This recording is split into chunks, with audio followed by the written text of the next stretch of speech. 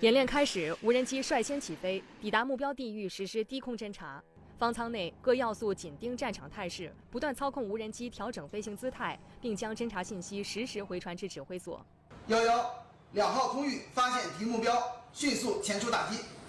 接到作战指令后，由多型武装直升机组成的攻击分队迅即升空，满载导弹、火箭、航炮等各型武器，直扑目标空域。进入打击射程后，飞行员在无人机照射引导下果断击发，空地、空导弹精准命中目标。此次演练中，我们操作无人机充当直升机火力打击的急先锋和千里眼，引导武装直升机进行精确制导，极大提高了直升机的战场生存能力。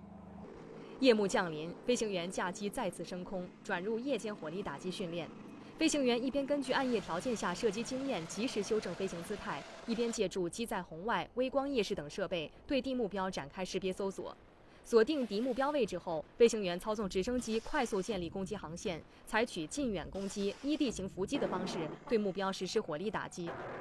拂晓时分，随着最后一架战鹰返航降落，此次高强度长航时有人无人实弹射击演练圆满结束。